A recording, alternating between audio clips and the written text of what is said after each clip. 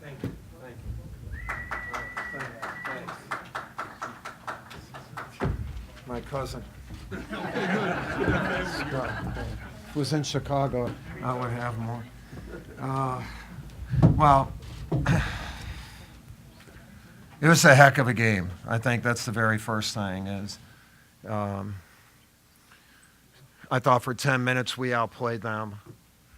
And then for 20 minutes, man, they just killed us with their athleticism. And Jordan and Pointer especially, we didn't have answers for them. And no matter what we did, we started the ball game trying to take away Harrison and Green, and we were okay with that. But then those two guys really came on, and the last 10 minutes, Plumlee and Jones just gave us so many plays. I mean, Plumlee's defensive rebounding and one big offensive rebound to keep an exchange going. And then Matt just played with amazing heart. It seemed to bring even more heart out of Ja and Quinn and Tyus. And we played great in the last 10 minutes. And I'm not sure I've ever been a part of a game like that. That's kind of nuts, huh? You're involved with, I don't know, 1,400 games or whatever, 1,300, whatever, I've been involved in. And to have one that's different, that's what makes the game so good. And to do it here, just to win here, but to win the 1,000th, you got to be a lucky guy, because this is again, I like my place, Cameron, but this is a magical place, and we beat a really good team and a storied program, that I've had respect for since I was a player at Army, a long time ago, 48, 49 years ago. I mean, their program has stood the test of time, and so has ours. So to win in this setting against a storied program makes it even better. Any questions? Wait for the mic, please. Questions? Coach, you accomplished many milestones throughout your career. How you got to remember this day going forward? Well, I'm glad it's over. We had. Again, I'm honored. Don't get me wrong. I mean, I'm the lucky guy. I'm the lucky guy who's been at two great institutions, West Point and Duke, and I've had unbelievable support. I never had a day in 40 years where I worried about my back with my AD, superintendent, or president, and not many people can say that.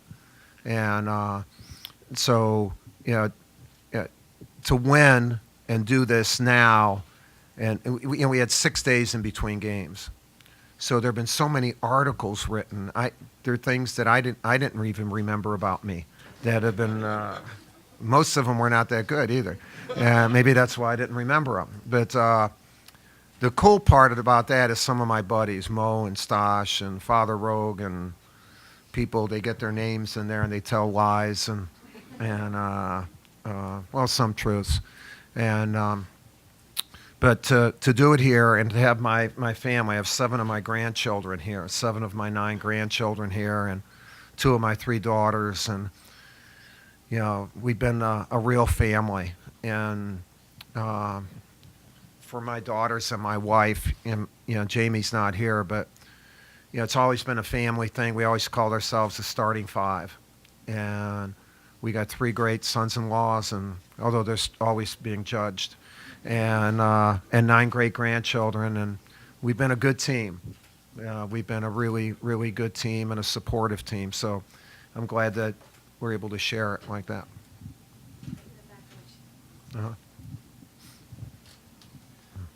Mike, how important was it to do it this way, with class, the right way? Well, I hope we've always tried to do it with class and honoring the game. The game's bigger than anybody. And,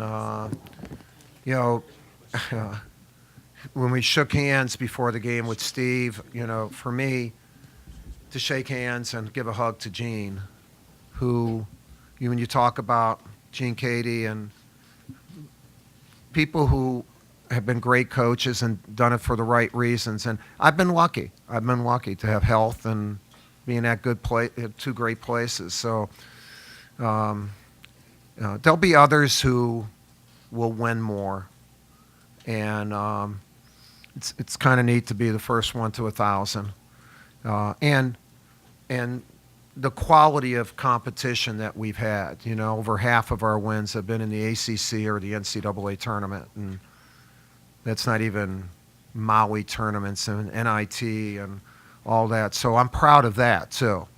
That it's not just the number of wins, but the quality of opponents that we've had. And coaching at West Point and Duke have given me the opportunity to do that. Yeah. Mike, when you got to 903, you said that should be a celebration of a point guard and his coach. What should 1,000 be? I think it's first of all, I always am grateful to Coach Knight.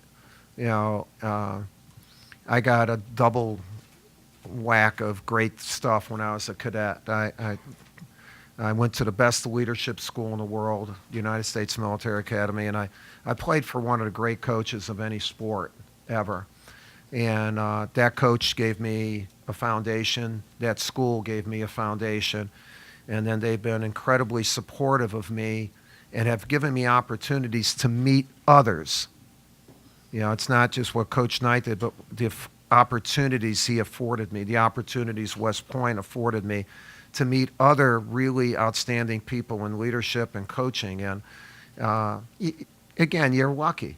You get lucky. So I share, today with all my former players and my assistants, and they're happy. My team is really happy, although they should be, because at halftime it wasn't happy.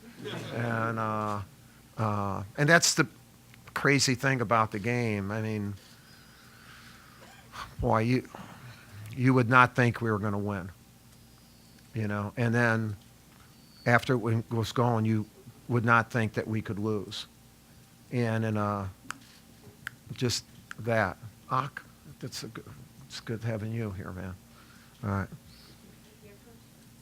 Mike, Yeah. during that second half run, a few of your players said they saw you on one knee on their defensive possessions, and that they kind of felt that this was the time that they had to raise their intensity level. I mean, did you get a sense they needed that? Did you get a sense they were feeding off it at some point? No, I don't think they fed off of me. I think they fed off of Plumlee and Matt Jones, because if they fed off of me, we would have turned it around in the middle of the first half.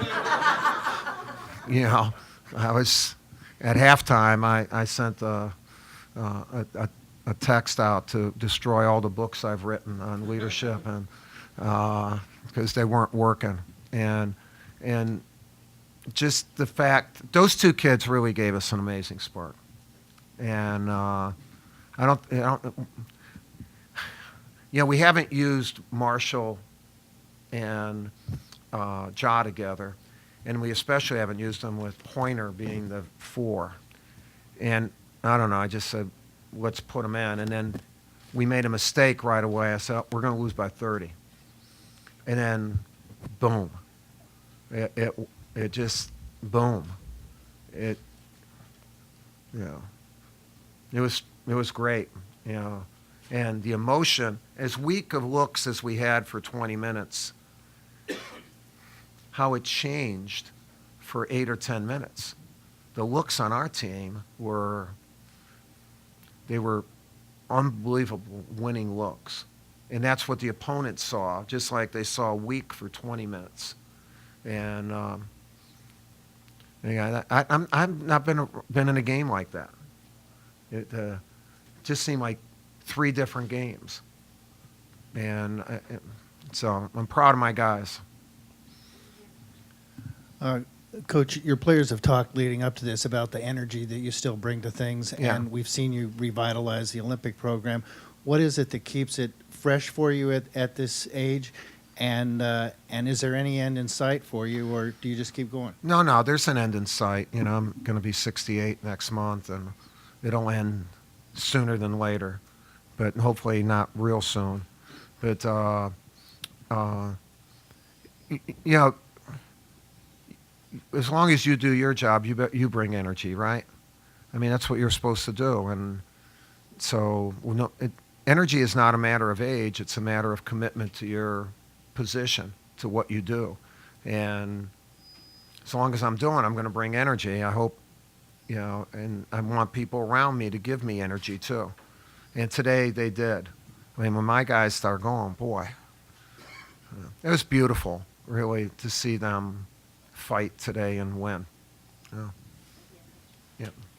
Coach, you already touched on. Oh, first of all, congratulations. Thank you. You already touched on it a little bit, but you win 999 6 days ago.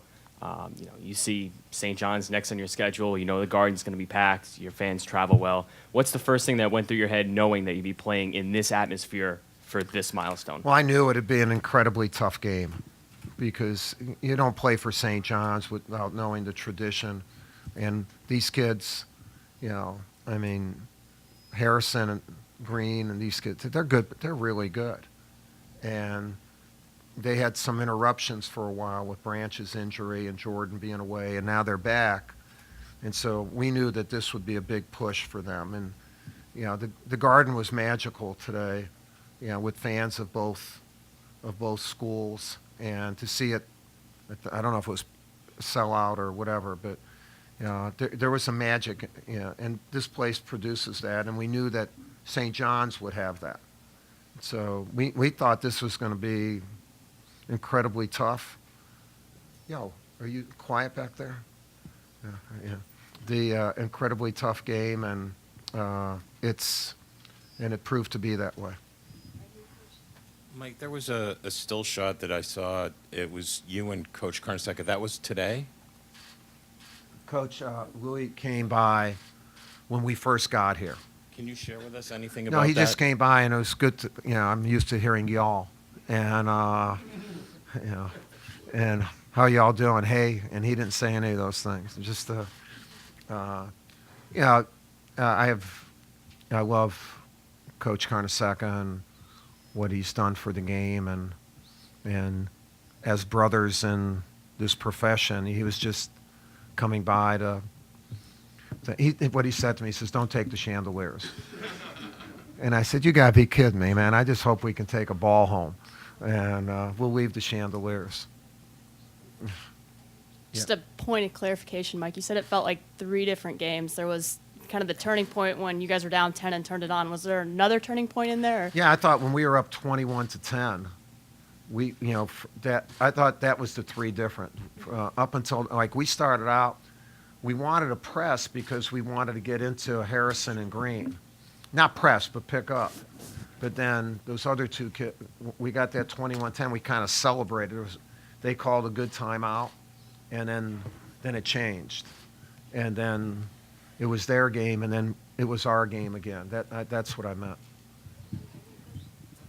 Coach, you did this at Madison Square Garden. What are the feelings about potentially being a part of the history now? Your face is going to be up there every time they talk about college basketball at the Garden.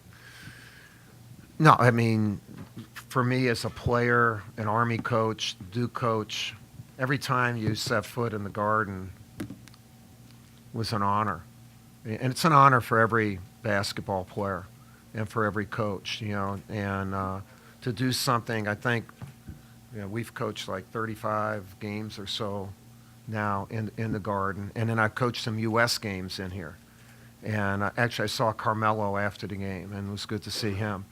And, to be part of, a small part of the history. I mean, my picture will be up in one of the restrooms somewhere or something, but I'm sure that, but hey, it's up. It's up, as long as it's not in a bad part in the restroom, and I'll be in good shape. You mentioned earlier this week that the 1985 preseason NIT was one of your favorite moments here. With the way how your team battled back today, does this moment top that? Well, we were a better team then, and that team ended up almost winning the national championship. But those were the caliber of games when you're playing Mark Jackson and Walter Berry, and Berry's got 35 points, and Henderson makes 1 stop at the end of the game. We win by a point, and David was MVP on a team that was really celebrated to be Allery, Billis, and Amaker for David to do it. Those are, just like today, really the celebration should be Plumlee and Jones. Yeah, and I mean, Tyus was unbelievable. I'm saying Matt Jones because they did so it's a little bit similar in that regard. Although David's coach, I'm better than those guys, and he was. Coach, congratulations. I don't see. Sorry, Oh, over right here. here. Oh, I'm sure. Congratulations. I know you've talked about Jaleel a lot. Can you just kind of assess how he played today and what his upside is going forward? No, he has the biggest upside in college basketball, and he's a remarkable player and needs the attention of an entire team really to neutralize him, or at least 2 or 3 guys there. And their athleticism and toughness made it difficult, but then I thought he fought through it. And I was impressed with how many minutes he played hard.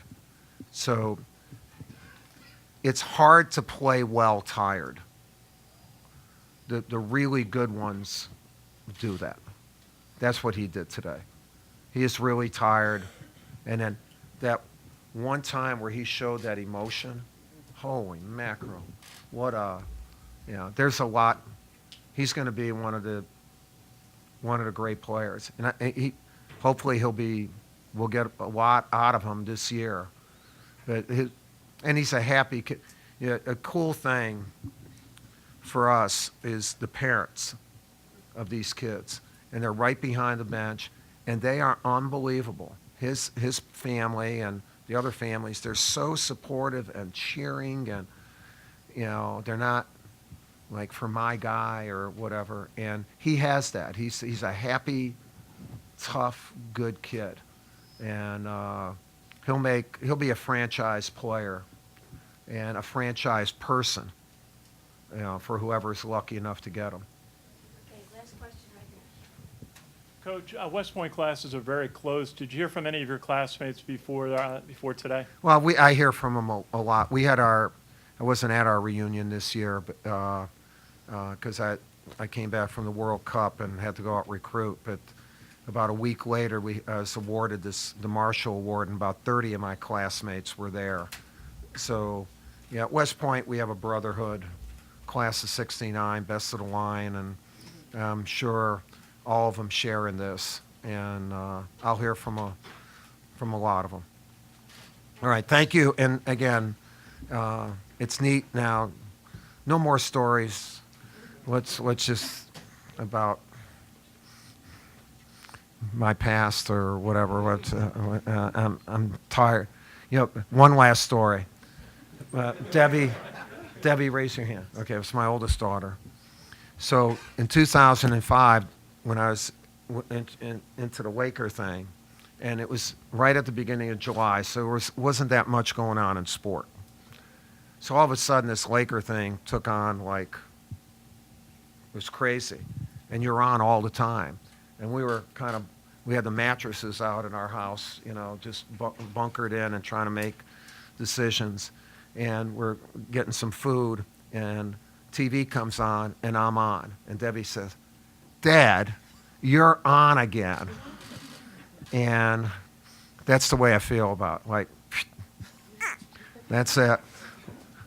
Enough is enough. Our days you start throwing up. All right. Thank you very much. All right. Thank you.